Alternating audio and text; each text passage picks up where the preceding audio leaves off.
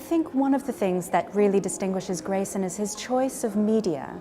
So he works with what most people would consider traditional media, like ceramics or bronze, cast iron, etc., and tapestry, of course, which isn't something that many contemporary artists are working with. I think he's interested in how these traditional forms, how historical objects can carry some kind of emotional or intellectual baggage. Grayson's fascinated by identity, and even this exhibition, which deals with taste, is very much about what around us through our lives really shapes the aesthetic choices we make.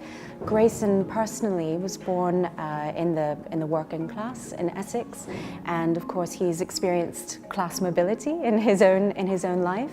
He's also a transvestite, which many people may already be aware of, which forms a big part of his identity. And in terms of fashion, because of his identity as a transvestite, he has developed a relation, or he's obviously dresses and clothing is very important to him, and he works now with Central St. Martin's fashion students to every year, who really create a lot of his garments. One of the influences or references for this body of work is William Hogarth's series called The Rake's Progress. So the gist of the story is that they basically go from working class obscurity, achieve greatness, and then have some kind of tragic end to their lives. So William Hogarth's 18th century works, which are actually included in the exhibition as well. So you have a very nice opportunity to see the juxtaposition from this historical body of work with Grayson's kind of reinterpretation.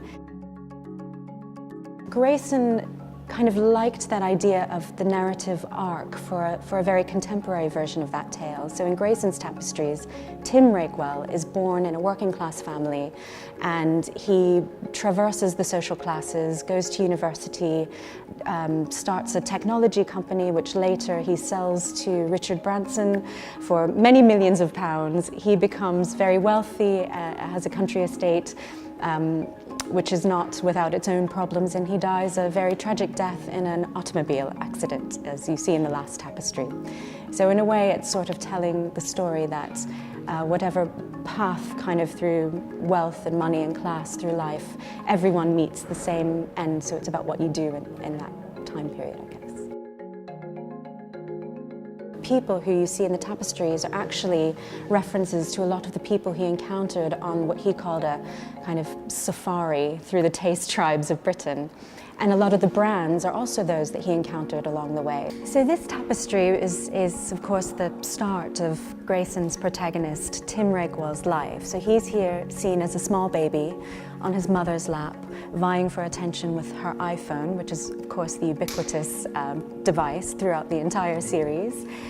The child is being visited by different figures. So these men kneeling down are they're engaged in a sport called mixed martial arts or cage fighting, which is a very popular sport amongst men in the north of England. And they are adorned with these very elaborate tattoos, which is also a kind of signifier to their community.